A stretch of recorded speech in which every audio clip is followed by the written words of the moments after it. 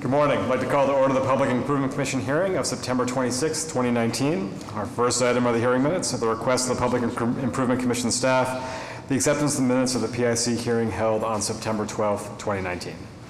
Any questions or comments on the hearing minutes? All right, I'll entertain a motion on this item. Make a motion to approve the acceptance of the minutes of the PIC hearing held on September 12, 2019. Second. All in favor?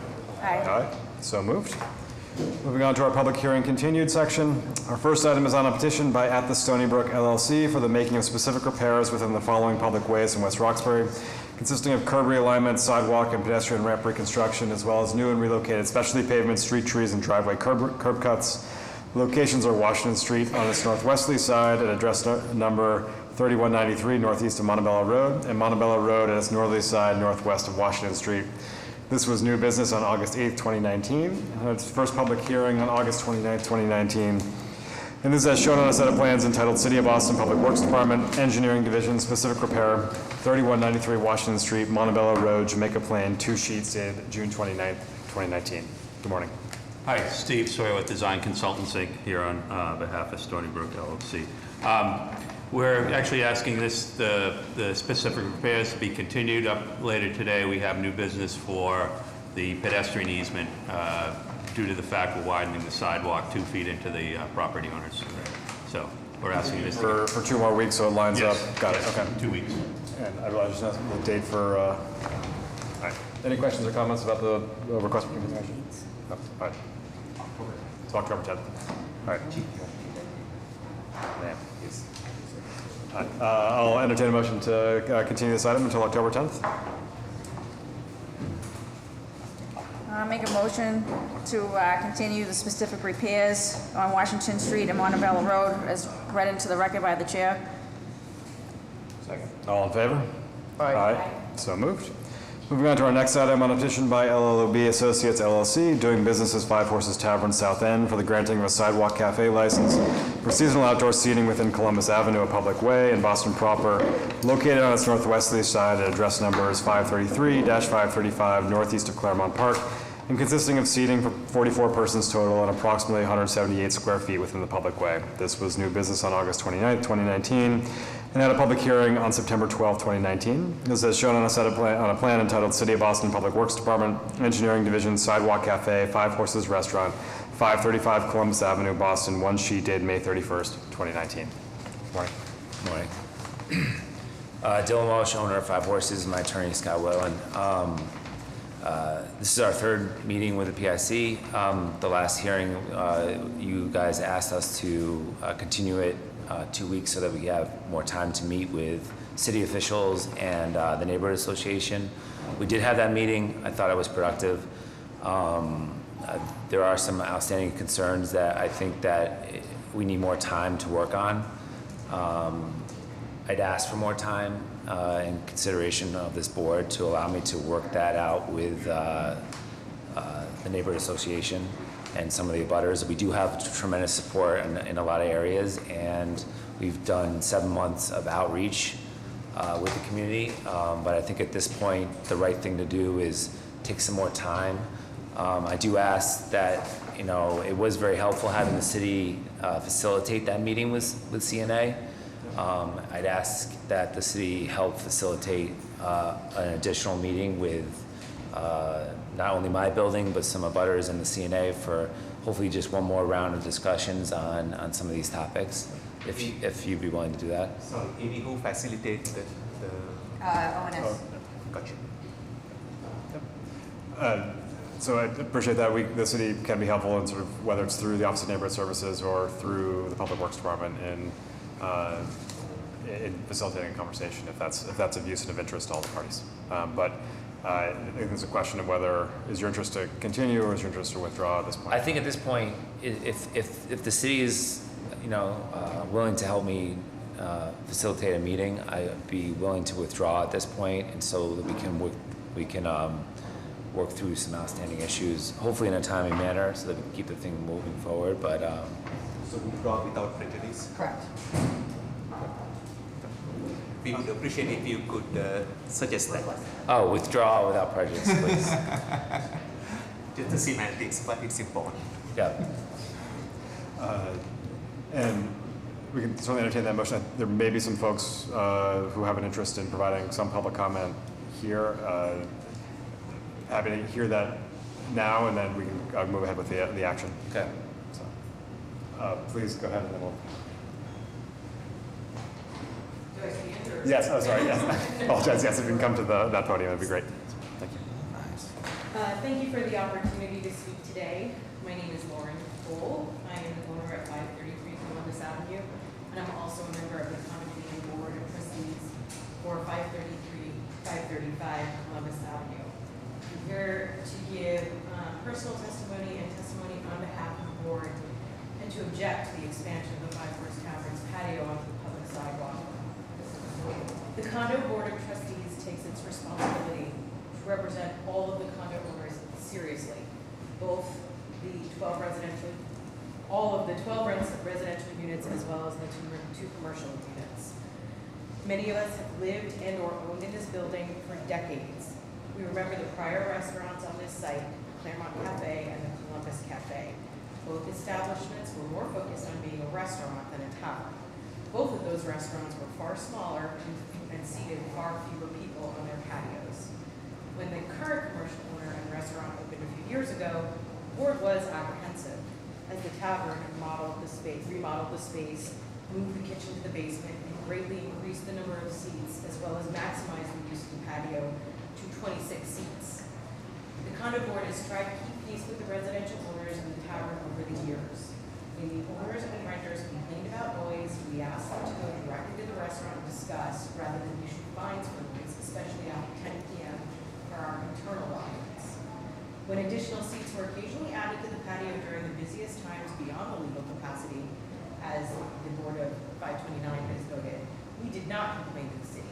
Please do not take our lack of complaint to the city as a lack of issue with the tavern. Generally, we've tried to coexist as a condo association. Unfortunately, we are unable to support this additional expansion of the tavern, and our decision was based on the following sections. First, the narrowing of the public sidewalk in front of the building will make egress more difficult and also change the look and feel of the historic Columbus Avenue. The additional strain on the building in the neighborhood by the tavern's expansion, including additional car parking, additional smokers outside of our building, which will block the remaining public sidewalk at times, plus the additional traffic and the rodents. The additional noise from the expansion of the patio causes quality of life issues for the residents at 533 Columbus Avenue, as well as our neighbors and other buildings. With the expansion of the restaurant is not just increasing the size of the patio, it is also adding additional seats overall, and the patio will be one of the largest in the South End. We also took into consideration the objections of 529 Columbus and all of our other neighbors, including the Claremont Neighborhood Association. We also took into consideration the feedback from our other residential owners and residents. The condo board has gotten no feedback supporting this expansion, except from the attorney for the commercial condo owner at the last hearing.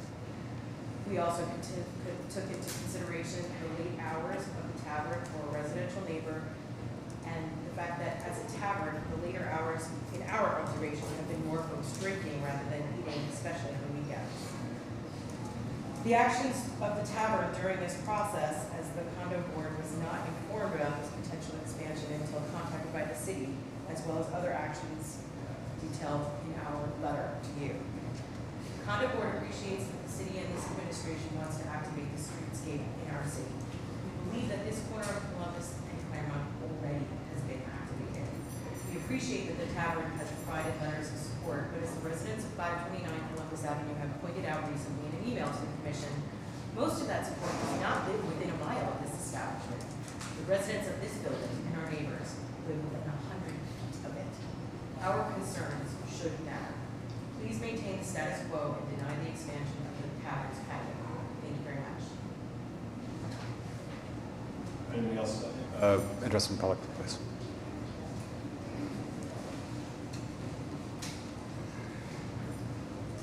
My name is Karen Fuller. I live at 545 Columbus, which is 2 doors down. I simply wanted to make a correction for the record that was in the letter from the 533 board to this committee. Near the end of the letter, it talks about an impromptu meeting in the hallway after the September 12th meeting. The person identified in that meeting is incorrect. I was the person in that meeting. It's identified as Ann Hirschfang, advisor to the Claremont Neighborhood Association, which I am not, just a neighbor. I just wanted that correction so it didn't live forever. I would also like to say I did not perceive what's discussed in here as a threat. Petulance, perhaps, but not a threat. And I just wanted to put that down. I thought it was a bit of an exaggeration for the record. Thank you. Anybody else? Please Can I don't. just offer just one, I know you guys are very busy, but no, I did provide sales data and since the last meeting and now showing that we are majority food sales at our establishment, 56.4% to be exact, food sales to beverage sales.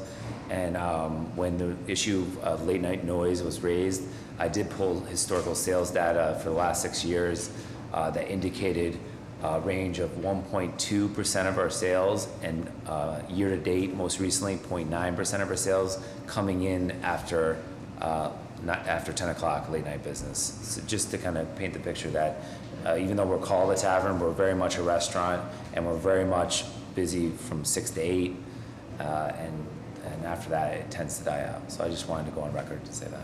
Appreciate that. I appreciate as well the outreach which you guys have done, the analysis you've done, as well as the outreach and interest of the Claremont Neighborhood Association, the tenants of the building. We will be, if there's interest from both sides, we'll be willing to facilitate a subsequent conversation. And with that, I'll entertain a motion to withdraw without prejudice. Make a motion to withdraw the petition, withdraw without prejudice, the petition by LLOB Associates, LLC, for the granting of a sidewalk cafe license for seasonal outdoor seating within Columbus Ave, Boston, as further read in the record by the chair. All in favor? Aye. So moved. Thank you for your time.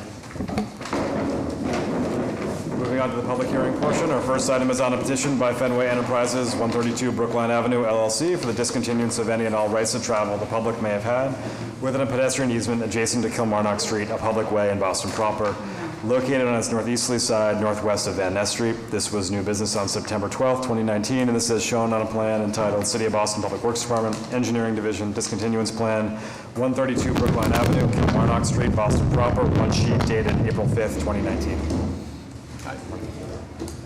Abe Menson with Samuels and Associates, joined with members of our project team. Just very brief reminder, this is formerly known as the Landmark Center, 41 Park Drive, 21 Park Brookline Ave. We were in front of PIC previously for the first phase of the project, which included the construction of the park in front of the building, food hall. The reconstruction of Brookline Avenue was subject to some PIC actions. We're now proceeding with the next phase of the project, which involves demolition of the old, non-historic sort of building on the corner that really is actually built out very close to Brookline Avenue and over the sidewalk on Fullerton Street.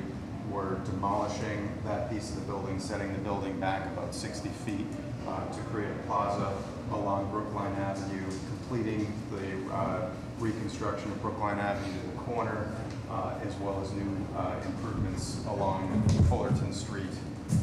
Just a rendering, I'm sure you've all been by there recently with the new park as part of phase one. And this is a rendering of a building from Kilmarnock at Brookline Ave, looking down Fullerton Street. This whole intersection will be completely rebuilt and widened. And as I said, we're building a really nice plaza in front of the building with improvements all around Fullerton Street. So with that, I'll turn it over to Will from VHB to walk through the plans. Amy, who has fee ownership on this? It's a pedestrian easement, so Right. But they are the discontinuing. project has ownership. So this is, the building used to hang over the sidewalk. The sidewalk was in an arcade. That arcade was a pedestrian Deactivated. easement. Okay. We're getting rid of that pedestrian easement. The building's going away, and this will look and feel like a more normal streetscape. And So this that's no easement is- financial, This easement is actually being replaced by a highway So the easement. next one is widening the street. okay. So we're going from a pet easement to a full highway street, easement. normal Yes, street. yeah. Good morning. My name is Will Nichols. I'm here on behalf of VHB. We are the civil engineer for the project. As being discussed here, the historic building, or at least a portion of the building, is located at the intersection of Fullerton Street and Brookline Ave. This facade that exists today will be pulled back to accommodate the new building facade, which is about 15, 16 feet or so from the new curb line. So as currently proposed, I just wanted to touch on that for part. As currently proposed, to support the second phase of development at Landmark Center, a handful of streetscape improvements are proposed within the limits of Fullerton Street, Kilmarnock Street, and Brookline Avenue, including new cast-in-place concrete sidewalks, a furnishing zone located along the curb lines in each of the streets, as well as new pedestrian ramps at the intersection of Brookline Avenue and Fullerton Street, as well as Kilmarnock Street. Additionally, street trees, new street lighting has been coordinated with the City of Boston, again, along the new furnishing zone that will be along each of the three streets. This action's just the discontinuance of the Kilmarnock. Right, no, and I was thinking, maybe I walk through the streetscape improvements and I can hone in on the discontinuance. Let's do it the other way around, just Sure. to prepare for final Not a action. problem. So let's start with the discontinuance of Kilmarnock and perfect. So one of the key components of this project is the widening of a portion of Kilmarnock Street. And to enable that widening, which is again to create the space for additional vehicular travel lane within Kilmarnock Street, as well as an eastbound bike lane. The project is proposing to discontinue about a 12 square foot area that is currently a pedestrian easement within the right of way in Kilmarnock Street. That's depicted on this plan here. Again, as was mentioned previously, the street would be widened, and that area will then fall within a new right of way, which consists of the widening area of Kilmarnock Street. Questions or comments on the discontinuance for Kilmarnock? Amy or Todd?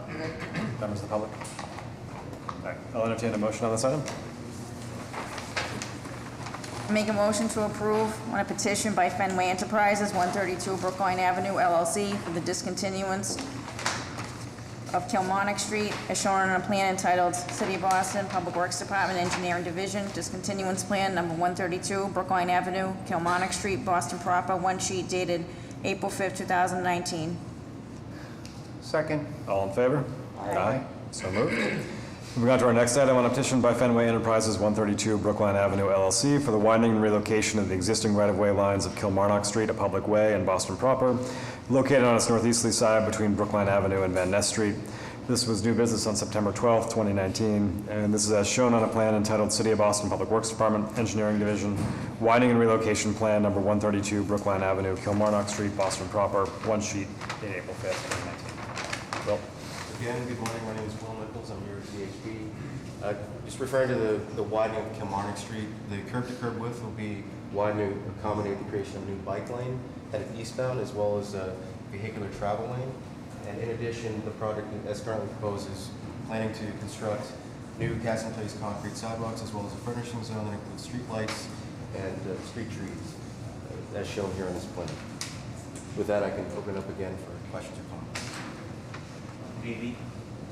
So you got two 50-foot right-of-ways coming in. Kilmarnock, I would assume, was 50, so you are fattening it up to a variable width. That's a little bit, you need to be a little bit more descriptive. So what is it? You show So- everything from 4.27, and I promise you the 0.27 feet is difficult for us to record. So what is it going to be? So what we can do is modify the plan to ensure Please that... do so, okay? Because you got Yes. 250s feeding into something that needs to be a bit sensible other than us looking at decimal places of inches or feet. Understood. Okay. And that will essentially mimic what we've done for the Thank you. As we'll get to the specific repairs, but by doing this, there's existing street trees, as if I recall correctly, and they're on the plan. So those two trees would be removed, and there'll be additional trees will cover this specific repair plan. So the existing street trees that are shown here on the plan are actually on private land currently. Okay. And in the future, or final build condition rather, the new street trees are planted along the new curb line. Perfect, so there'll be street trees in the future. So the drainage systems, stormwater drainage systems, are they going to be moved, I'm going to assume? Yes, they will be. So you need to show those details, so that way we, on our record plans, we'll actually know where the new layout of water and sewer assets are going to be. It'll be on the, it's on the specific repairs. Go. Next one. Yeah. Keep going. I'm ahead of us. I apologize. Questions or comments on the widening and relocation? Amy or Todd? Okay. Members of the public? All right, I'll entertain a motion on this item. Make a motion to approve a petition by Fenway Enterprises, 132 Brookline Avenue, LLC, for the widening and relocation of the existing right-of-way lines of Kilmarnock Street, Boston proper, located on its northeasterly side between Brookline Avenue and Van Ness Street, as shown on a plan entitled City of Boston Public Works Department, Engineering Division, Widening and Relocation Plan, 132 Brookline Avenue, Kilmarnock Street, Boston proper, one sheet dated April 5th, 2019. Second. All in favor? Aye. Aye. So moved. Moving on to our next item, on a petition by Landmark Center Owner Limited Partnership for the discontinuance of any and all rights to travel the public may have had within a pedestrian easement adjacent to Fullerton Street, a public way in Boston proper, located on its southwesterly side, northwest of Brookline Avenue. This was new business on September 12th, 2019, and this is as shown on a plan entitled City of Boston Public Works Department Engineering Division Discontinuance Plan, number 201 Brookline Avenue, Fullerton Street, Boston proper, one sheet dated April 5th, 2019.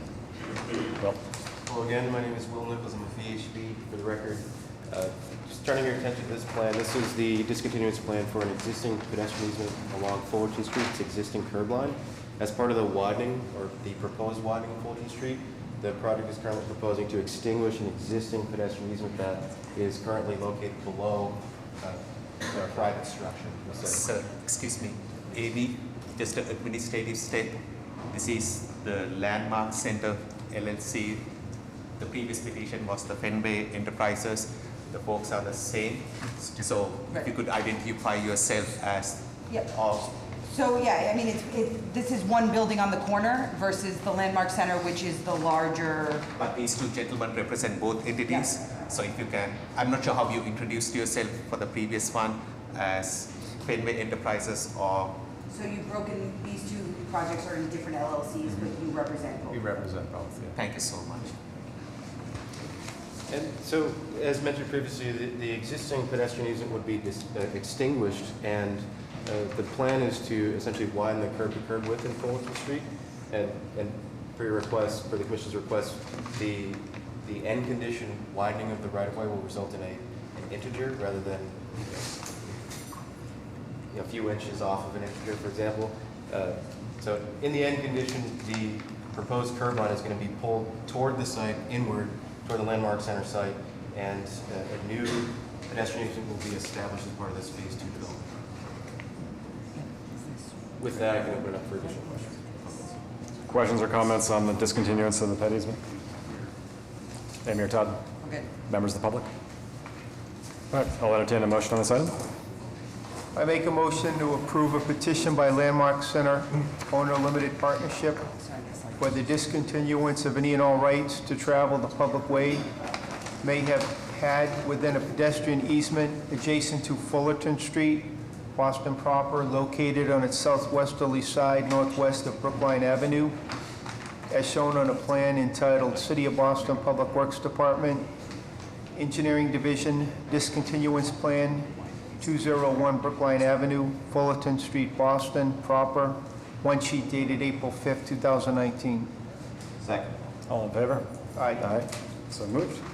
Moving on to our next item, on a petition by Landmark Center Owner Limited Partnership for the widening and relocation of the existing right-of-way lines of Fullerton Street, a public way in Boston proper, located on its southwesterly side, northwest of Brookline Avenue. This was new business on September 12, 2019, and this is shown on a plan entitled City of Boston Public Works Department, Engineering Division, Widening and Relocation Plan, number 201 Brookline Avenue, Fullerton Street, Boston proper, one sheet dated April 5th, 2019. Will? Hi, Will Nichols, VHB. I'm here on behalf of our client, Samuels and Associates, the owner of this parcel of land located here at 201 Brookline Avenue. This action includes the form of widening of Fullerton Street. The existing right-of-way is approximately 40 feet in width. As currently proposed, the final build condition would modify that with 16 additional feet to 56 feet total. As shown on this plan, the existing curb limits would be modified, essentially pulled toward the Landmark Center site, and in addition to this widening, a new pedestrian easement would be incorporated into the southern limits of the widening area. The functionality of the street improves with the widening towards accommodating what?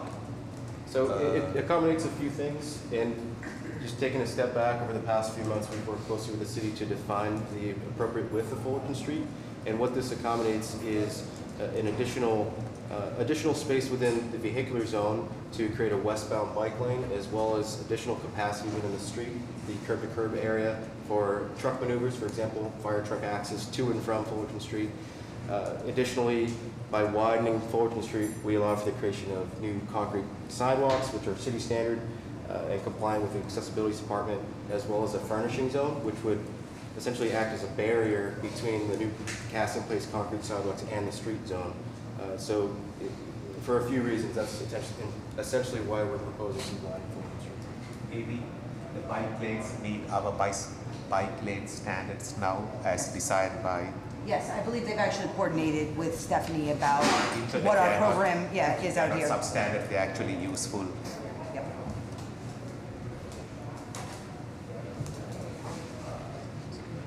With that, I would just open up for additional comments you may have. Does this have any impact on where Fullerton sort of meets Minor? It does not. Because it's too good, it's the distance between. Other questions or comments on this? Anything, Todd? Good. Members of the public? All right, I'll entertain a motion on the widening and relocation. I make a motion to approve a petition by Landmark Center Owner Limited Partnership for the widening and relocation of the existing right-of-way lines of Fullerton Street, Boston proper, located on its southwesterly side, northwest of Brookline Avenue, as shown on a plan entitled City of Boston Public Works Department, Engineering Division, Widening and Relocation Plan, 201 Brookline Avenue, Fullerton Street, Boston proper, one sheet dated April 5th, 2019. Second. All in favor? Aye. So moved. Moving on to our next item on a petition by Landmark Center Owner Limited Partnership for the acceptance of a pedestrian easement adjacent to Fullerton Street in a public way in Boston proper, located on its southwesterly side, northwest of Brookline Avenue. This was new business on September 12, 2019. This is shown on a plan entitled City of Boston Public Works Department, Engineering Division, pedestrian easement plan number 201 Brookline Avenue, Fullerton Street, Boston proper, one sheet dated April 5th, 2019. Good morning again. My name is Will Nichols. I'm here with VHB, and I'm also accompanied by my client, Samuels and Associates. They are the owner of this parcel here at Landmark Center, 201 Brookline Avenue. In addition to widening Fullerton Street as part of this proposal and also extinguishing an existing pedestrian easement, the project is proposing to establish a new pedestrian easement along the new concrete sidewalks. This would be located along the back of sidewalk and also sandwiched between the furnishing zone and the new proposed Phase 2 building at Landmark Center.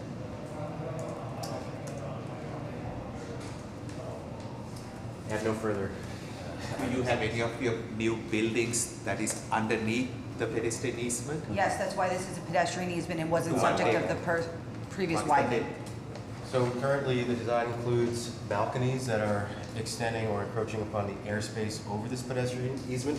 However, those balconies have been studied fairly closely, and the elevation from the ground surface to the underside of the lowest balcony is approximately 169 feet. So in discussion with ISD, we've been clear to essentially establish a pedestrian easement and no further improvements within that airspace. So it's a ped easement, so it's a surface easement, so it doesn't matter what's underneath it because we're never putting anything in there. We're just giving the surface rights of peds to travel. And the reason that this wasn't part of the widening is because there are building encroachments over this section. So Amy, who is going to repair the pedestrian? They are. They are. So the pedestrian, the sidewalk space that's going to function as a pedestrian easement is their responsibility. Yes. And if an icicle falls on my head, Their icicle. That's a very silly way for me to say it. Your balconies are being structured so that icicles are not going to get Designed formed. yes. Heat trace it internally Retrace drained. it. And just to be clear on that, the balconies are internally drained. Yes, Currently that's designed. right. Yes, thank you. Other questions on the pet easement? Mayor Todd? Members of the public? I'll entertain a motion on this item. I make a motion to approve a petition by Landmark Center Owner Limited Partnership for the acceptance of a pedestrian easement adjacent to Fullerton Street, Boston proper, located on its southwesterly side, northwest of Brookline Avenue, as shown on a plan entitled City of Boston Public Works Department, Engineering Division, Pedestrian Easement Plan, 201 Brookline Avenue, Fullerton Street, Boston proper, one sheet dated April 5th, 2019. Second. All in favor? Aye. So moved. Moving on to our next item, on a joint petition by Fenway Enterprises, 132 Brookline Avenue LLC, and the Landmark Center Owner Limited Partnership for the making of specific repairs within the following public ways in Boston proper, consisting of curb realignment, sidewalk and pedestrian ramp reconstruction, as well as new and relocated specialty pavement, bike racks, street lights, street trees, irrigation infrastructure, storm drain infrastructure, traffic signal infrastructure, and driveway curb cuts. The locations are Brookline Avenue on both sides, address numbers 132 and 201, generally at Fullerton Street / Kilmarnock Street. Fullerton Street on the southwesterly side, northwest of Brookline Avenue, and Kilmarnock Street on its northeasterly side between Brookline Avenue and Van Ness Street. This was new business on September 12, 2019, and this says shown on a plan entitled City of Boston Public Works Department, Engineering Division, Specific Repair Plan, 201 Brookline Avenue, Fullerton Street, Brookline Avenue, and Kilmarnock Street, Boston proper, 2 sheets dated April 5th, 2019. Good morning, Will Nichols, VHB. I'm here with Samuels and Associates, the owner of both 201 Brookline and 132 Brookline Avenue. In addition to widening Fulton Street and widening a portion of Kilmarnock Street, the project is proposing a handful of streetscape improvements, which we discussed previously, but include essentially new cast-in-place concrete sidewalks along Fulton Street and a portion of Kilmarnock Street, as well as ancillary improvements at the intersection of Brookline Avenue, Kilmarnock Street, and Fulton Street, including pedestrian ramp upgrades as well as signal improvement upgrades. One item to note, which has been coordinated closely with the Disability Commission, is the replacement and upgrading of existing pedestrian ramps at this intersection. For example, the existing ramps are the Apex-style ramps. In working with Sarah Leong from the Disability Commission and Patricia Mendes, we opted to redefine this intersection a bit and replace those existing non-compliant ramps with compliant, accessible pedestrian ramps. In addition, along Fulton Street, garage access is shifted toward the mid-block portion of Fulton Street.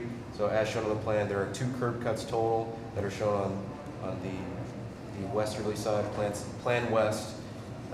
This represents the new curb cut area for both loading and garage access to the building.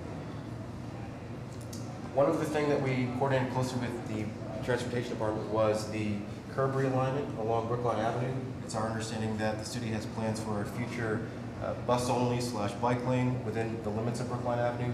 So as part of this proposal, the project is proposing to essentially shift the easterly curb line along Brookline toward the building here along Brookline to accommodate the future bus and or bike lane within that space.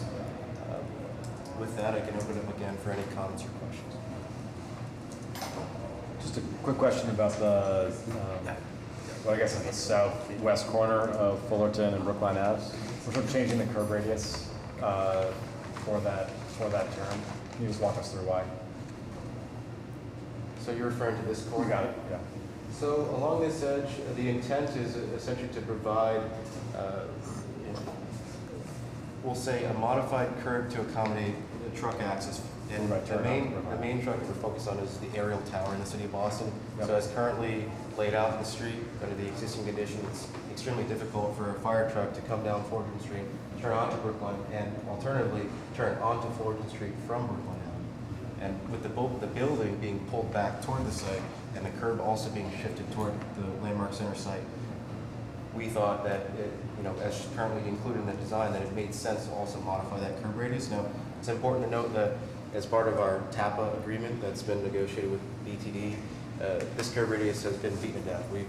As long as it's- We've arrived at a radius that we're comfortable with, and the city is comfortable with as well. If you just know the traffic signal, you are upgrading the hardware, or you just touching it up, or you can you amplify your thoughts on that? It's a good question. Because we're widening portions of Kilmarnock Street and Fortune Street, the signal equipment, which includes 2 mast arms, are impacted by that widening.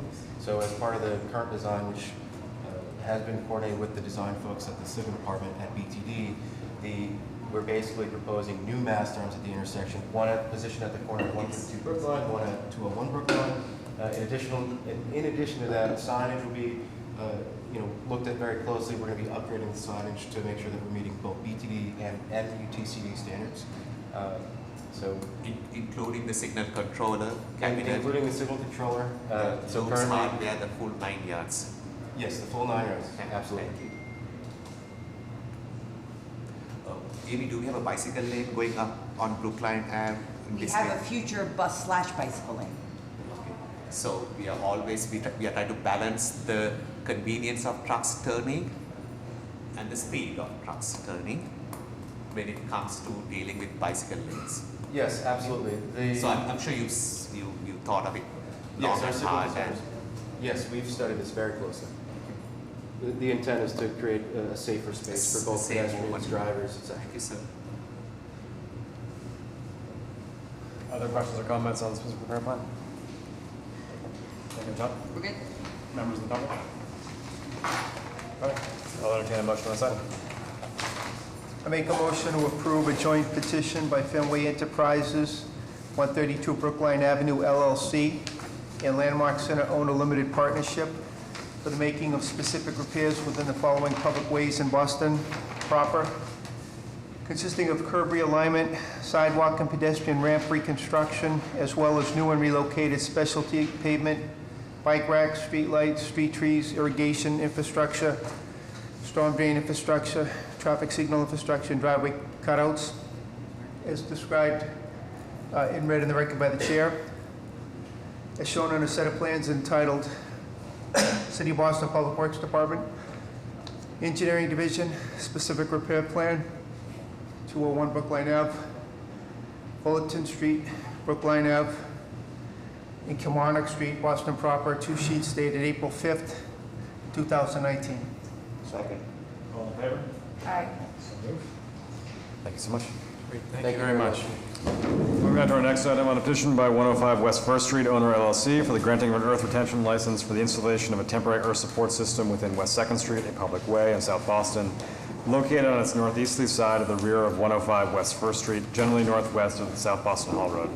This was new business on September 12th, 2019, and this is as shown on a plan entitled City of Boston Public Works Department, Engineering Division, license for temporary earth retention plan, West 2nd Street, 105 West First Street, Boston, one sheet dated July 2019. Good morning. My name is Steve Morris. I'm a representative of Tishman Spire, who are the owner of 105 West First Street and presenting the earth retention license along West 2nd Street, which is being requested in order to construct our below-grade foundational wall along that frontage. Thank you. My name is Deborah Danick. I work at Niche Engineering, representing the 105 West First Street owner. Also with us, we have Lee Vansler of Haley and Aldrich, who's the geotechnical engineer on the project and prepared the earth support plan. We're here requesting a temporary earth support license for West 2nd Street. Previously, this project was reviewed and approved in 2017. At that point, we requested earth support on West First Street, which is the other side of the building. Since then, the building design has advanced and changed such that the building basement foundation has moved closer to West 2nd Street. So that's why we're requesting an earth support license. This is the plan. So a couple quick follow-ups from our new business hearing. One of them was that you can see that we're right next to the South Boston Bypass Road, and then the bridge that goes over that on West 2nd Street. Deborah, the bridge which you speak of, does it belong to Mass DOT? Yes. Okay, so you have the necessary That's exactly perfect segue. Thank you for lining me up. I apologize. We didn't practice this. So we are starting conversations with Mass DOT at this point. As important information comes up, we'll forward it to the board about decisions and moving forward on coordination with them during construction. They have not yet reviewed and signed off on the plan. Is that correct? Or? Yes, they have, we looked at it the other day. Oh, sorry. Identify yourself, sir, as much as we know Jack you. Moriarty. We looked at it the other day with Mr. Hedford's request. He looked at the CMP, we looked at the drawings. He's going to download all the drawings to him so he can see those and have those. He just wants us to put monitoring on the bridge. They own the bridge, city owns the street. He has no issues with the Hall Road at all. He doesn't think it will affect the bulkhead. If you can get something in writing, sorry, We will, please. absolutely. Thank you, Jack. The other thing that Jack alluded to in his conversations was the CMP, the construction management plan. So since the new business hearing, that has been prepared and submitted to BTD. Lee, do you want to talk about the design? Sure. So just to reiterate what Deb and Steve have spoken about, and also what we had discussed during the new business hearing a couple weeks ago, the below-grade excavation for 105 West First Street will extend up to the property line, which will require, in order to enable the below-grade excavation, a supportive excavation system which extends out within the sidewalk and into the public space. The supportive excavation system is intended to consist of soldier piles and timber lagging, and due to the depth of excavation will require internal bracing in order to support that portion of the site. The internal bracing is intended to consist of steel rakers, which will extend from a whaler installed along the supportive excavation system on West 2nd Street into the site. All elements of the internal bracing will be removed, and we request to cut the supportive excavation system to no less than 6 feet below site grades at the completion of construction. The below-grade space will extend down through fill-placed soils and into the natural glacial soils. We do not anticipate the presence of any significant organic deposits on this site, and therefore don't expect that odor will become an issue during the below-grade excavation.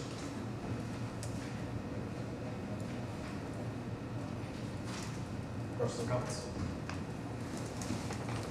Amir Todd? Sorry, Chief, sorry. Deborah? Will you be having any retaining walls that abut West 2nd Street? The retaining wall that would abut West 2nd Street would be the building foundation. So it's completely within your property. When we rebuild the sidewalks, we are not going to touch your... Yeah, it's just the lagging Correct. that we need outside the thing so that they can build up to their property line.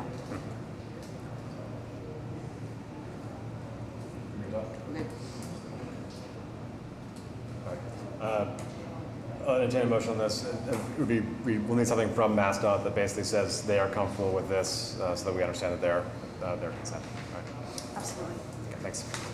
I'll entertain a motion on this item.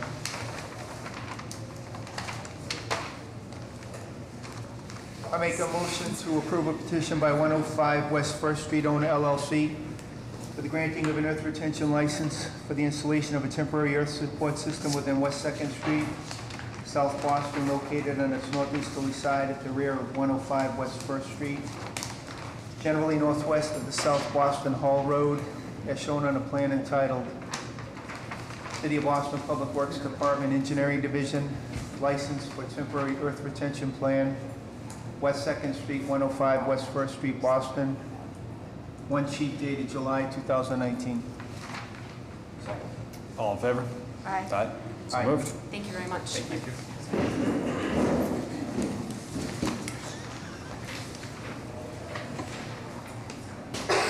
Our next item is on a petition by 1 Newcomb Street LLC for the vertical discontinuance of a portion of Newcomb Street, a public way in Boston proper, located on its northeasterly side at address number 1, generally southeast of Washington Street, vertically above the grade of the sidewalk. This was new business on September 12th, 2019, and this is shown on a plan entitled City of Boston Public Works Department, Engineering Division, vertical discontinuance, 1 Newcomb Street, Boston, one sheet dated September 1st, 2019.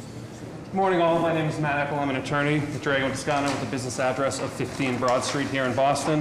With me today is Joe DeGangi on behalf of 1 Newcomb Street. As mentioned, we're seeking a vertical discontinuance at 1 Newcomb Street. And just a quick reminder from our new business hearing, by way of brief background, this request is being made in conjunction with a residential development at 1 Newcomb Street. The project contains 23 residential units in a 6-story building. This project went through the BPDA small project review process and was approved by the BPDA board as well as the ZBA.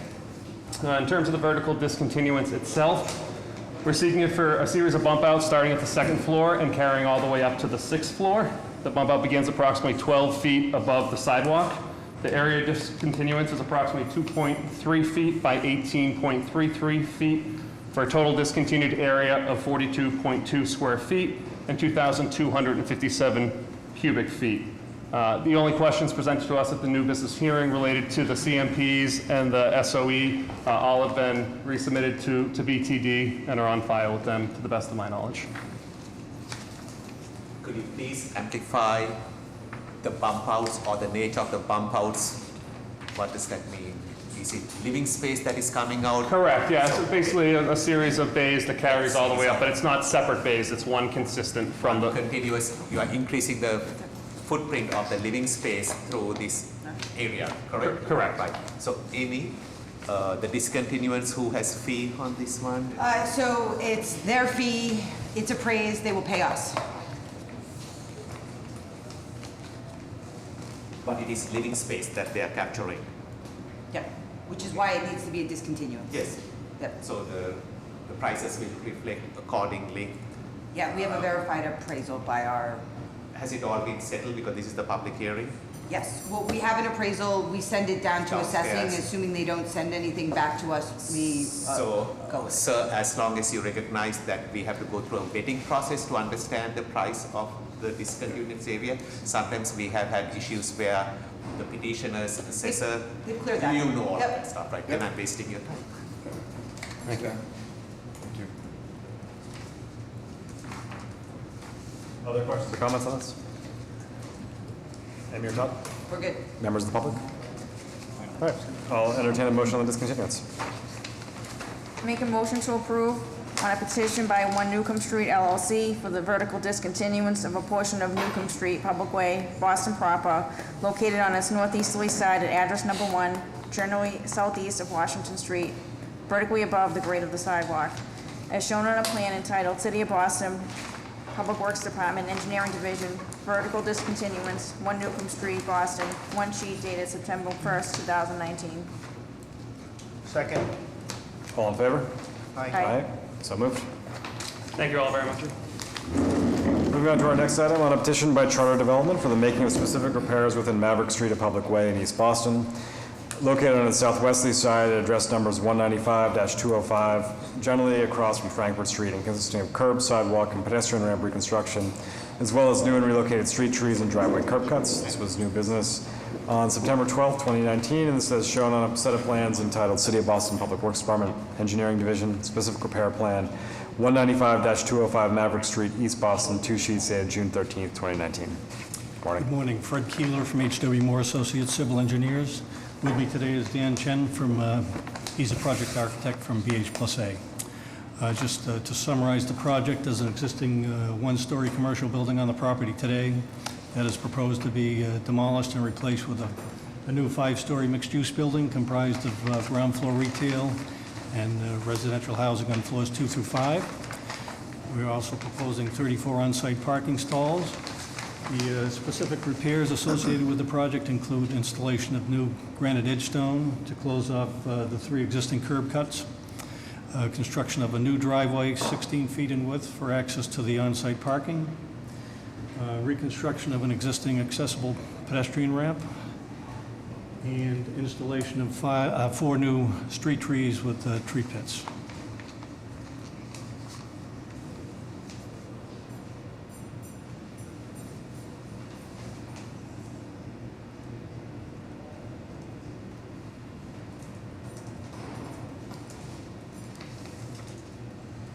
So we're sort of reducing the width of the curb to curb.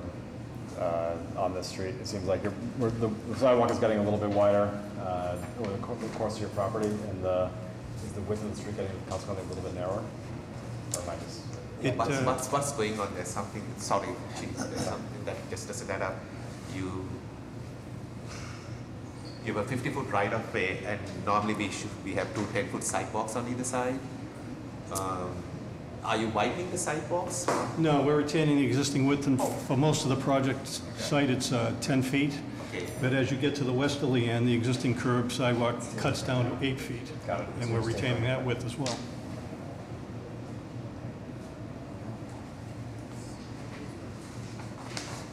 You are improving the sidewalk. Sorry, my bad. It's the three crosswalk. huge driveways. No. The crosswalk. Are you giving it a new fresh coat of paint? New crosswalk, yes, associated with Thank you. the ramp. So Yes. the receiving ramp on that side. I believe they verified that it is compliant, is what, I can't Okay. remember. So I may be asking stuff that is not fair. Want to be very conscious of your expenditures. What's the note on your reciprocal ramp right there? The reciprocal ramp, let me put my glasses on so I can read it. Yeah, if that says that it's compliant, they've just verified that it's compliant, they don't need to reconstruct it. Yes, existing compliant handicap ramp with yellow detectable panels, so the reciprocal ramp is compliant.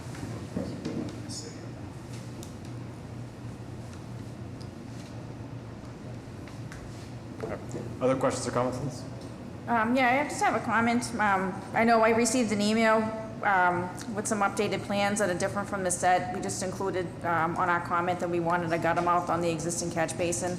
Yes. So I just wanted to verify that that will be done as part of this project. Yes, we added a notation to the plan. Okay. The plan view to add the gutter mouth, and we also added the detail from, that you sent over. Okay, that's fine. I just wanted to double check. I just didn't see it on this plan. Thank you. So how many It should be a note on your plan when you give us Mylar. So how many units did you say? It will be 49 units. So almost 50 units, and all the parking needs are managed within your property? That is correct, the 34 on-site parking. Okay, so that's a major issue. Okay, because parking is, on-street parking is non-existent. We understand that. Yeah, and this was the issue discussed with the ZBA when it was approved, as well as BPDA small project review. I'm wasting your time, but how many individual houses are coming down to build this thing? How many individual houses? Not residential, It's a currently one-story commercial building.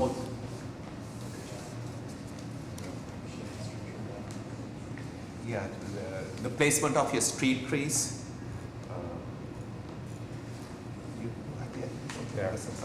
Go through is with one that thing. Right. Deliveries. So your main entrance, let's assume someone is, I wish I had a pointer. So the main entrance location, that is not, yes sir, right through there. So if you are having deliveries or if someone is moving in, will they be coming through that area, or do you have a It's internal? actually anticipated to come through here and deliver to the back. Yes.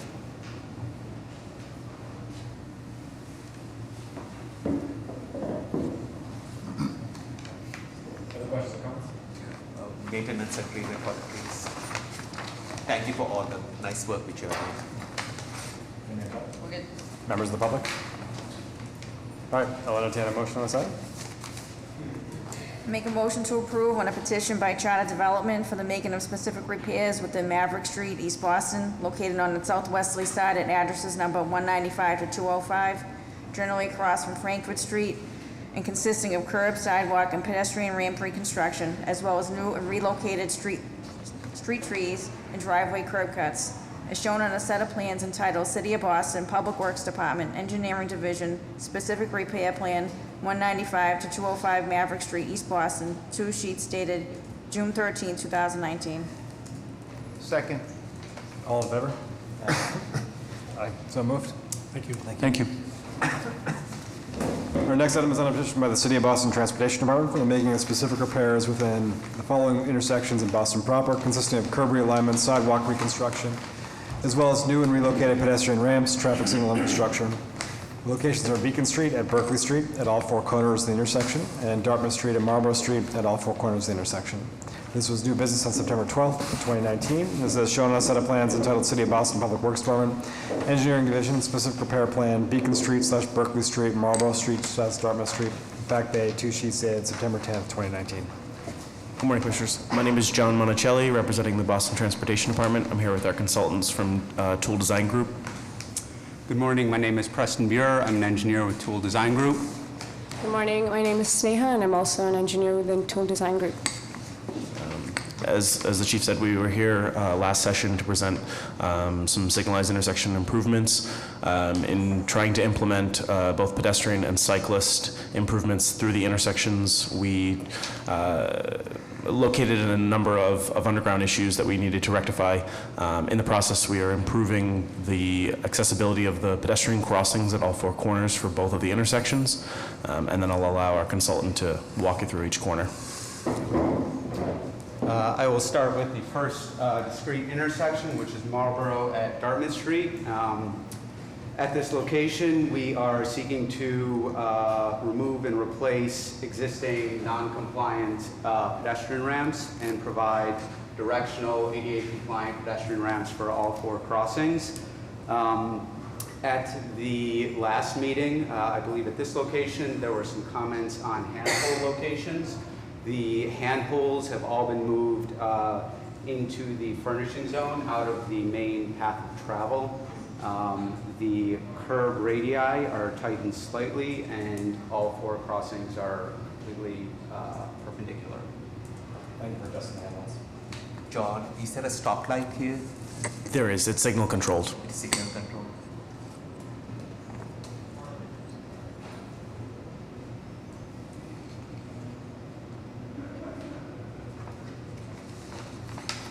We'll move on to the next intersection. The next intersection is Beacon Street at Berkeley Street. Very similar to the previous set of plans, we are looking to replace current non-compliant and apex-style pedestrian ramps with 4 directional crosswalks with ADA-compliant curb ramps. At this location, comments that were made at the last meeting included the handhold locations, which have at this location been shifted towards the back of sidewalk in consideration of existing utilities.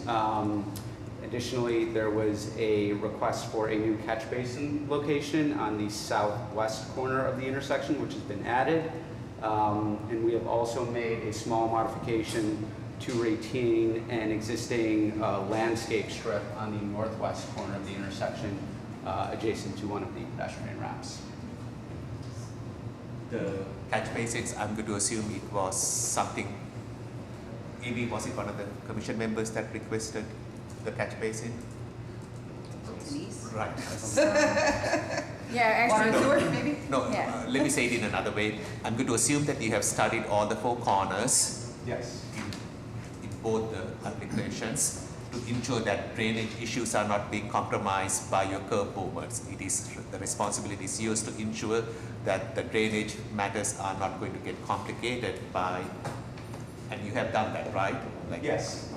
Yes, we have, and we are working with the Public Works Commission and Boston Water and Sewer. Awesome. John, what is the instrument through which this is going to get done? The on-call services year 1 case? This will be through the Vision Zero contract. And there's enough resources to get it done quickly, right? At this time, we believe so. A minor detail, the landscape strip at that corner of, yeah. So at one time, it did have a tree placed in there. It is currently without the tree, but it is surrounded by some of the ornamental pit railing. And we tried to do our best to not modify that existing space for the community. Yep. In Marlborough Street, is there any historic, any entity? Because I remember once when we had AAB violation, I had to get permission from God to sort that thing out. Just check it. Just one more input, sorry. So we have spoken with Public Works a couple different points on how to meet both our ADA accessibility spaces at the ramps, the level landing spaces, as well as to comply with some of the Architectural Commission's requirements for continuous brick spaces, the red tactile panels, some of those other things. So we have worked through. I would say 95%, yes.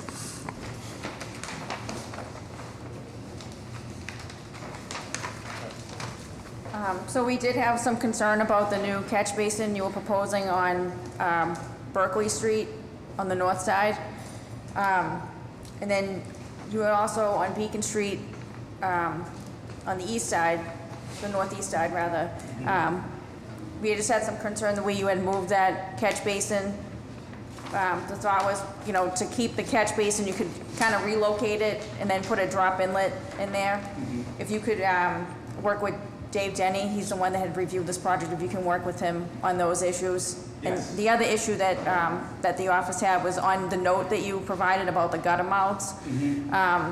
We weren't clear on what the intention was, so our intention, what we want you to do is actually, the existing and proposed catch basins, all of them need new gutter mounts, whether they're broken or not.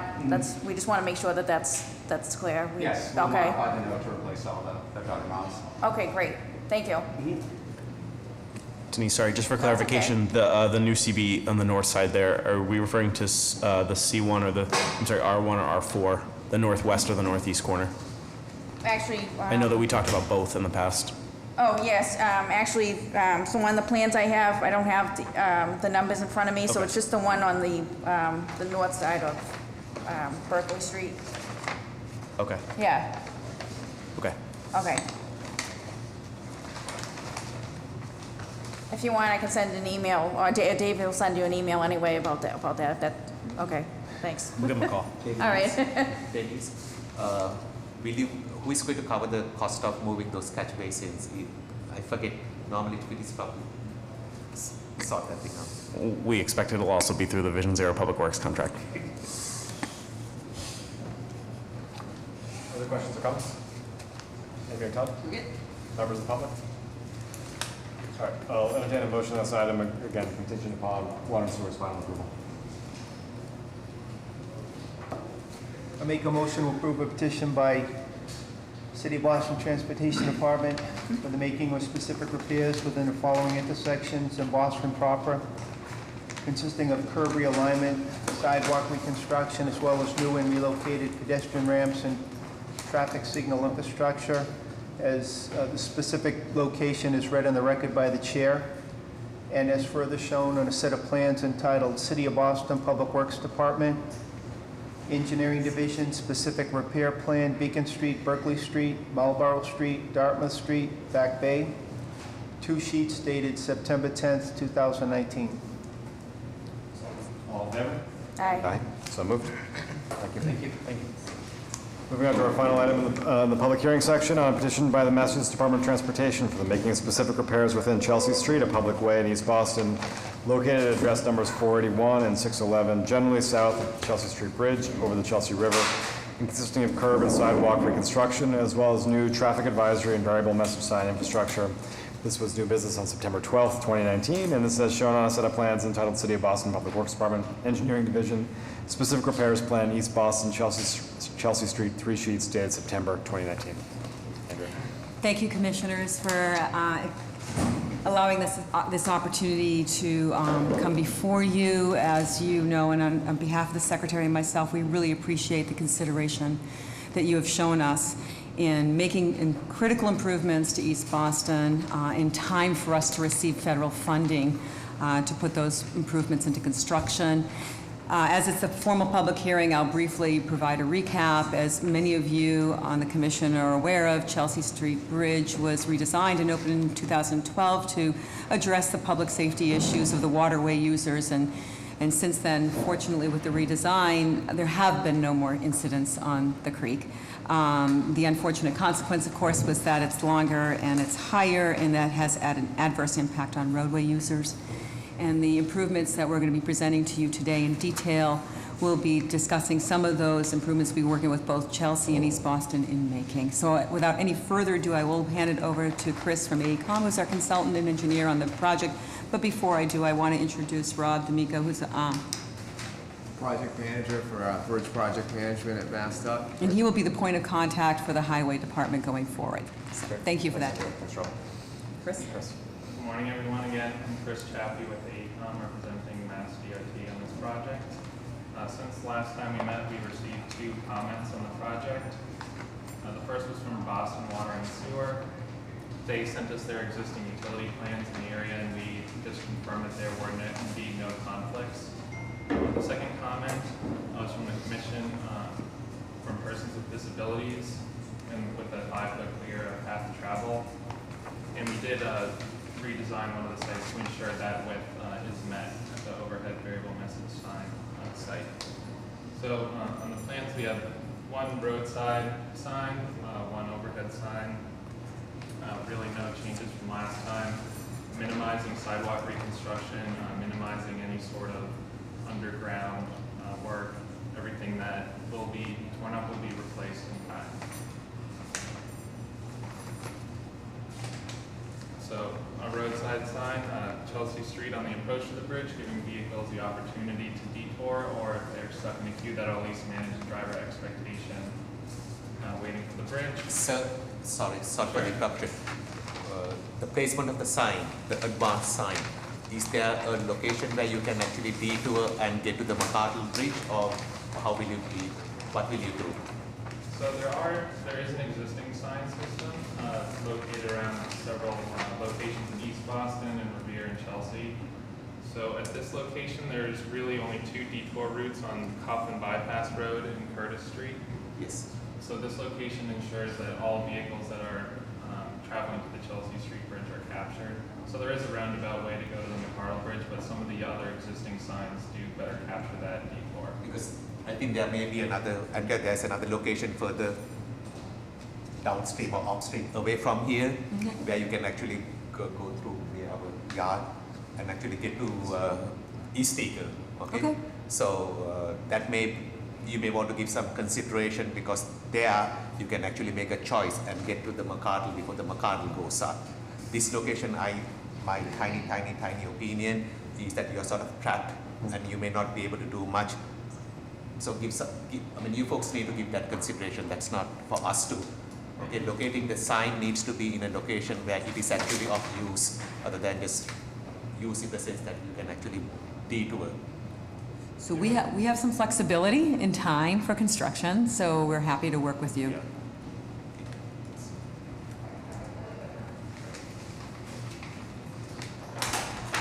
Then the larger overhead variable message sign, in addition to the real-time information about the bridge lifts, it'll also display an advanced warning of when the next lift will be predicted. Again, the full span structure isn't typically used in arterial, but in discussing with the various stakeholders, folks are okay with that there, and we'll always have the opportunity moving forward in construction to scale back, but proposing this structure allows us to have that 5-foot path, clear path of travel, and have a long viewing distance for the queues approaching the bridge. So you can see that sign information both for the real-time bridge lift information as well as the advanced notification. As well as for emergency evacuation, as it's an emergency evacuation corridor. And it's important to note that we're working with the BPDA, and we're actually partnering with them on the community meetings in East Boston. So we'll be going out together, talking about all of these various improvements on the East Boston side, starting October 8th, I believe. Okay, so the overhead sign, I'm going to assume the overhead sign is the one that is more closer to the bridge, right? So by that time you are caught in the bridge lift. No? Yes, No. you are caught in Yeah, the the bridge purpose lift. of that bridge is not to deter you, it's to tell you when the future lifts are happening. It has time for when the future lifts are happening. It's advanced notification, not real-time notification. It can do real-time. The real-time, the countdowns are the signs that we talked about before, but this is as you cross the bridge and you know you're going to have 3 more lifts in the next 6 hours, you will know that when you cross the bridge, and you can make plans accordingly. So just to confirm, the space between sort of the footings for the overhead sign and the back of the sidewalk is 5 feet, not 4 feet? Yes. Okay. All right. On both sides? Correct. Okay. Right. And we talked about this before, but 17 feet is sufficient height for the sufficient minimum? Okay. Other questions or comments? Anyone, Tom? We're good? Members of the public? If you can, to Para's point, if you can take a look and see whether there is a location maybe south of the East Eagle left that would allow more people to be able to connect from McCardle Bridge. Absolutely, and part of that is going to make sure we have conduit to hook into the signs, and so that's part of the selection. But yes, we'll work with you. We need good conduits because this is an age-old issue of Yeah. trying to get Chelsea and East Yeah. Boston and all. So I believe there are, I think there are conduit systems either underground or overhead. We buy this whole area to Kingdom Come. It's just that the hardware hasn't been put together. Perfect. In the event that we relocate, will we have to come back before you? No. Just, we can make the change on my level. Okay, great, thank you. Thank you very much for your time. Thank you. I'll entertain a motion on this item.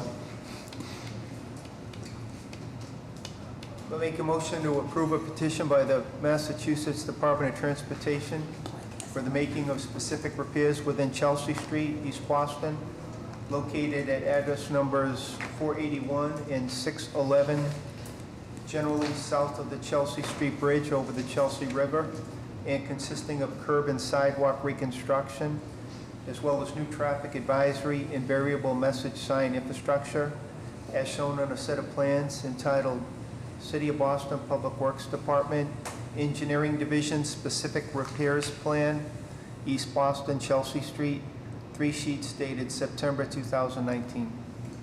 Second. All in favor? Aye. So moved. Thank you for your input. Moving on to new business, our first item is 1203-1219 Dorchester Avenue, Dorchester vertical discontinuances, projection license on a set of petitions by Winter Gold LLC.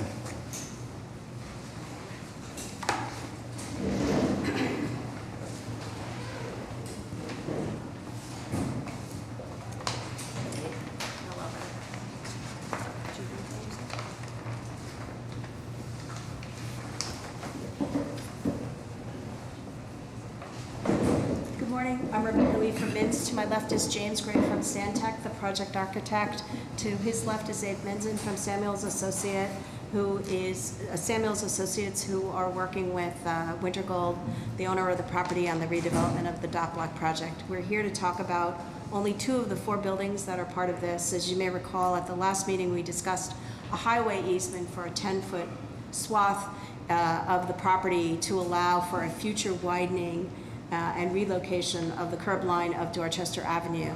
As a result of that grant of highway easement from the proponent now has to get licenses back from the city for subterranean footings, column footings, and also for above-ground light fixtures, awnings, and the like. So though that is the subject of today's 2 petitions, and that's the legal reason that we're actually asking for permission to put things on our own property.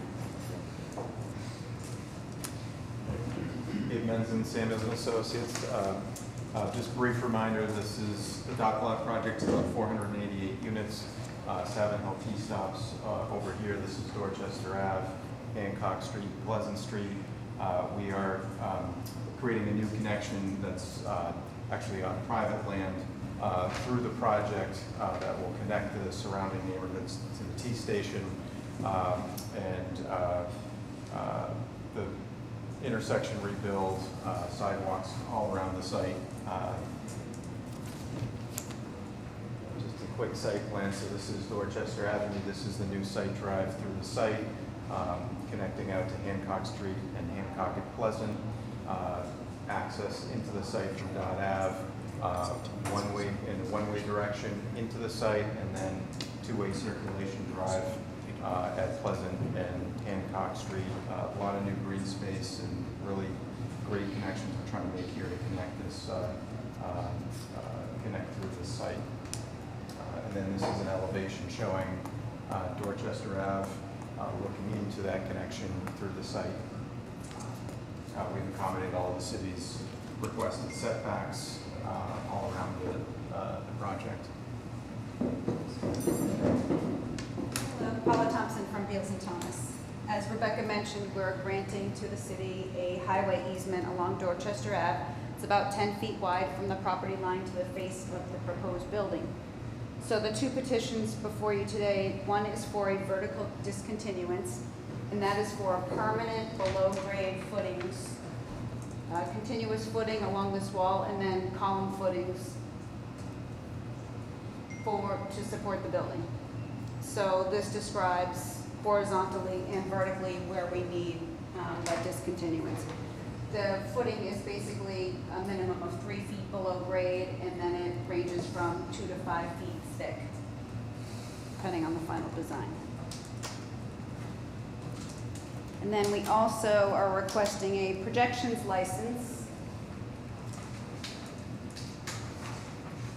for the above grade architectural design, which will include retail signage, lighting, a metal awning.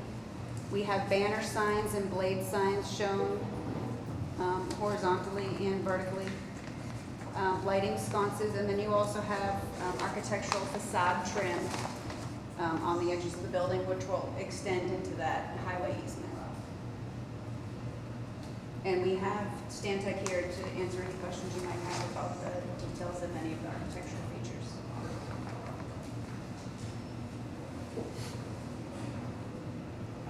Sorry, I'm Steve. I can get to your Google Map location.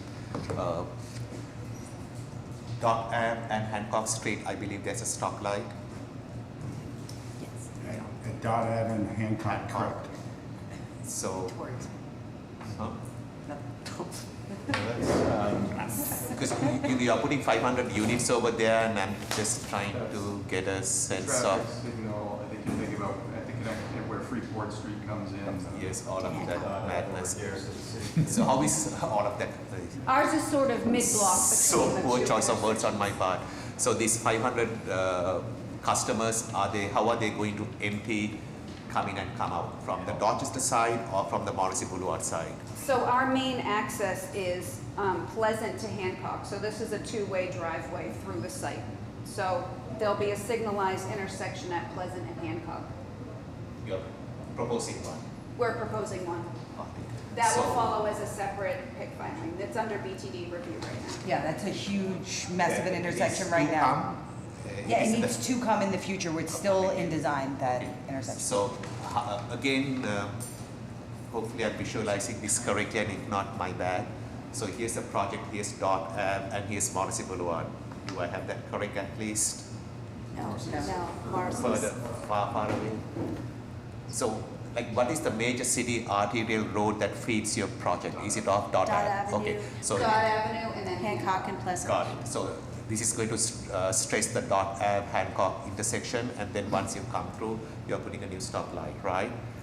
A new stoplight here. Right. So I'm going to assume that your traffic people have done the analysis to find out whether the Dorchester Avenue Hancock intersection is not going to get overstressed. Yeah, so it's challenging as it is right now. Correct, yes, we went through Article 80 in a transportation study, and we've got trips coming in from Pleasant, from Hancock, from Dot Ave, sort of district. So it's an ongoing conversation, right? With BD. Yeah, I mean, they're working heavily with BTD.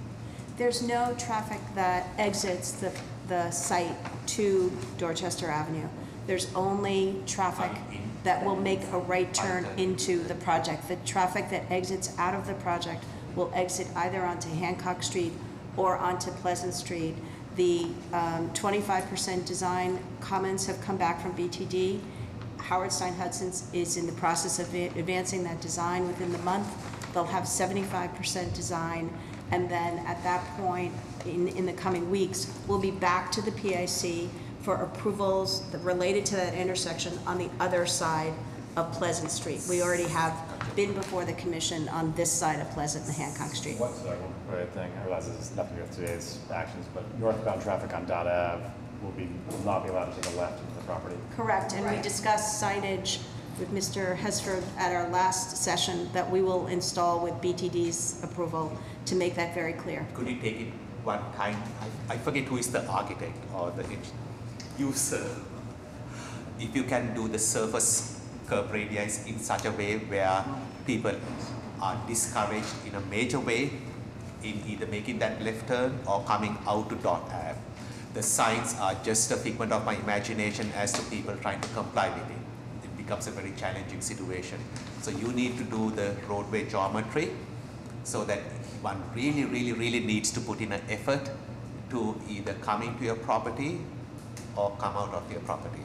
I'm looking at the civil engineer when I say that, but the answer is yes. Yes, but it is, so if you can work. The radii are tight radius, and the sidewalk going across here is elevated at sidewalk elevation. Yeah, it's, you want to pull the one on the south side up so that that left turn makes it harder, and you want to smooth out the right turn in so that it makes it very difficult to make the left and very easy to make the right.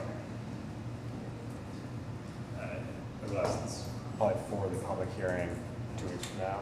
Well, we can adjust this within the redesign of the Hancock intersection. We can sweep this all up into that. They've already kind of come for this, so. But while we're talking about the dot F side, just to reiterate, there may be a longer term plan about street grids in this area, but right now there is no the road does not continue across dot F right now. Correct. And the crosswalks, we want to make sure that folks are, to Eddie's point, they're going to one of the 2 crosswalks exactly, and that we're designing that to encourage pedestrians to do that rather than across dot F in that location. Right. That's correct. Back up on the discontinuance of the projection license.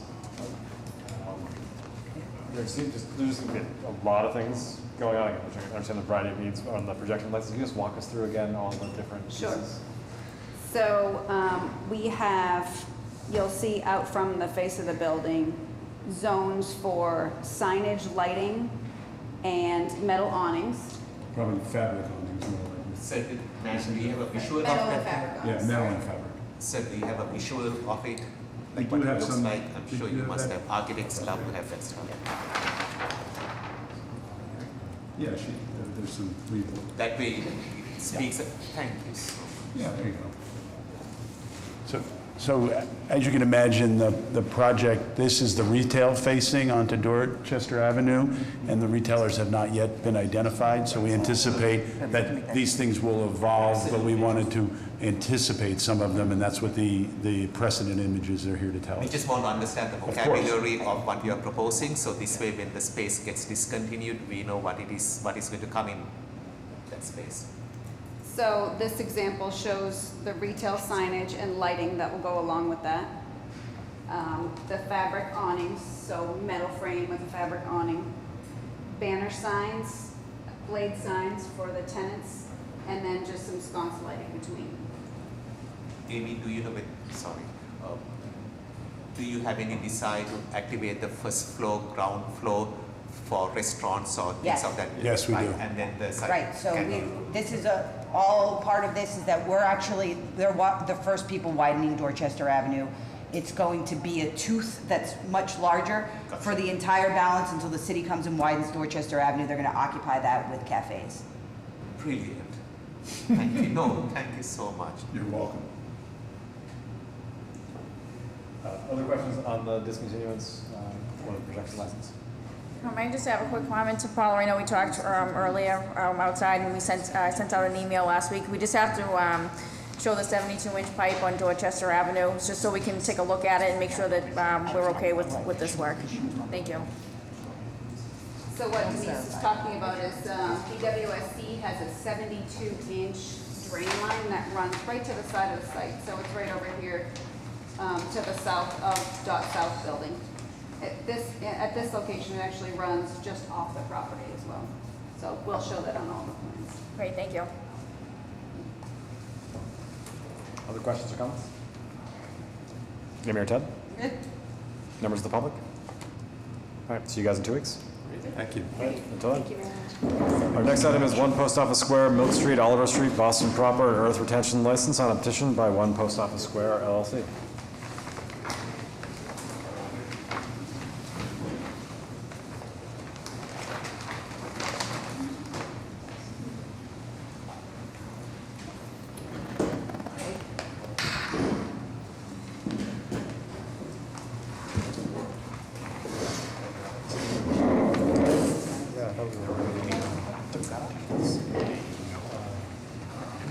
Good morning. Good morning. My name is Michael Conley from Long Valley, represent Ownership? I have with me Jesse Siegel from Haley and Aldrich, geotech engineer, and Nate Cheel from Tetra Tech Rizzo, civil engineer. We were actually before you last December for a temporary earth support system for Milk and Olive Street consisting of soil mills. And that petition was granted December 20th of 2018. We found severe utility conflicts on Milk Street.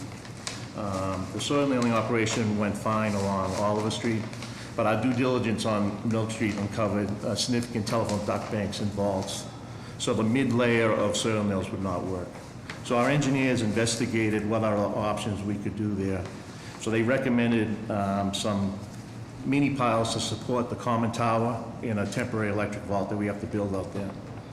So the team did an extensive exploratory investigation of the street with vac trucks and by hand digging. We exposed all the existing utilities. We found locations that we could put sleeves in. We put 17 PVC sleeves in place for the mini piles. Those sleeves were identified on survey plan. What you see is a photometric journal of those sleeves. We then presented that plan to Todd and Amy, and we also presented the same plan to Boston Water and Sewer. Boston Water and Sewer was very pleased that the micropiles would take the weight of the common tower platform and the vault off the sidewalk in the street and any utilities thereof. And also they were well away from any of their sewers and water lines and drain lines. So that work was extensive. It took a long time to put those sleeves in place. So that's the application before you. We also sent this application to all the utility companies, and we had no negative comments back from utility companies on this work. All work is within our current construction management plan that was approved by Ed Hesford last year. And our engineers and civil engineer can answer any of your questions. So just for me to understand, Amy, is this a refinement, adjustment to the prior earth retention? So, or is this yeah, I mean, it's an adjustment it's a change in type. So it was soil nails and now they're mini piles, but, so like, we're just very discreetly marching around and, you know, trying to avoid the existing utilities. So are we going to have two earth retention petitions processed for this, and hopefully one references the other? Yep, we'll cross-reference them because there are aspects of the first one that are still valid and applicable today. So this is just a change to the top level of the ones on this one street. On Milk Street. So, sir, were there any abutter notifications, abutter meaning any of your abutting properties that needs to be notified of any of these adjustments? It's or all contained within their existing work zone. It's all fenced off. You wouldn't know the change is happening. that you are adjusting? Yes. Other than the utilities which Dennis will. You said you've gotten no negative responses. Are there people you haven't heard from yet? No negative response. Nate, right? No negative responses. But any non-response? A lot of non-response. National Grid, MBTA Power, and RCN responded. Okay. That was it. The sleeves were, we found that the sleeves were really the best way to go because we were able to expose all the existing utilities. And there were inches between some of these utilities on Milk Street to put those sleeves in. So once the micropiles were installed, you knew exactly where they were going to go. This is an exercise in protecting the existing utilities. There are no steam lines here, right? God, no steam lines. No steam lines, no. Okay, no. We have fun Thank goodness, fishing. right? Yeah. Yeah. Other questions or comments? Amy or Todd? Members of the public? All right. See you guys in 2 weeks. Thank you very much.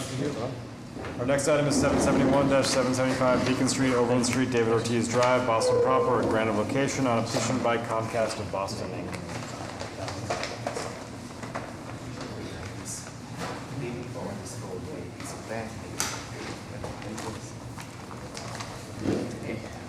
Morning, everyone. Tim Corthell with Comcast. Today I'm here in regards to 771 Beacon Street, 775 Beacon Street. All the proposed work will be out on Overland Street and David Ortiz Drive. Just a previous note, we were able to stub off of Brookline Ave prior to paving a year and a half ago. Amy, how recent or young or old is the road surface of David Ortiz Way? Because I know the state built that thing for us, and I'm fairly Amy certain. is the train station. Right, Amy. I mean, I'm fairly certain either them are getting ancient, but I don't think that baby is 5 years old. Right. So why are you asking? Where were you when we went through the process? So in Cobucks as well, David Ortiz Drive is not in, and also that section of Yawkey It's Way. getting ripped up as a part of the project that we saw earlier today. This one? Yeah. Earlier. We have the one that's. Right, so this is all under construction right now. It's torn up Yeah, here. exactly. So this is when we want them to get in. Yeah, so back to its proposed about 650 feet of 4-inch conduit with installation of 2 manholes to service about 300 units at the residential. I'm sorry, who is your client again? Who is your primary client? The one that came before us earlier? 771, 75 Beacon Street. Okay, and you are saying you have no participants? I didn't hear you. You have no participants? No, we're exclusively in the building. Yes. What would be the sensible thing for us to do? Are you putting any city shadow? Yes. So the sensible thing would be to double up on that.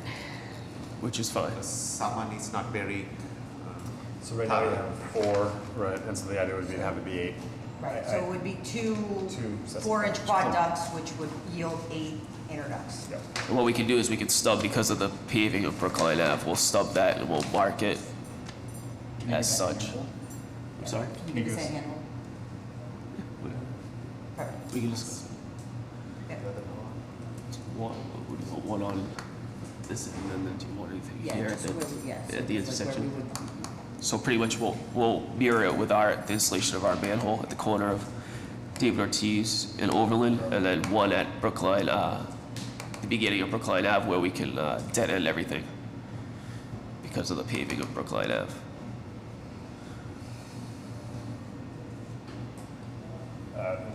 Just my own education, why does this require a manhole versus a handhole? Like, why the scale?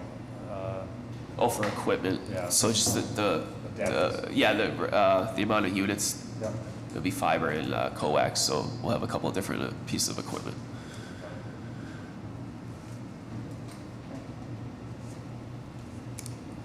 Questions, comments?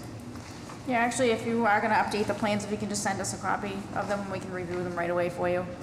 Thank you. And your thoughts? Members of the public? All right. See you in 2 weeks. Thank you so much. Thank you. All right, our final item of new business is 3193 Washington Street, Montebello Road, West Roxbury. A pet easement on a petition by 3193 Washington Development LLC. Back. Steve Sawyer with Design Consultants, here on behalf of 3193 Washington Development. This is just an easement to go along with the widening of the sidewalk and move the bump out. The building was pulled back, or as the designer was 2 feet back from the property line, so we widened the sidewalk back to the face of building, providing a 5-foot wide. Yeah, so originally it was a bump out. BTD's comment was no bump out, so now they're providing a pet easement on the private property to give us our appropriate sidewalk width. Questions or comments on the pet easement? And your thought? We're good. Members of the public? All right. See you in 2 weeks. All right. With that, I'll entertain a motion to adjourn. Motion to adjourn the meeting? Second. All in favor? Aye. So moved.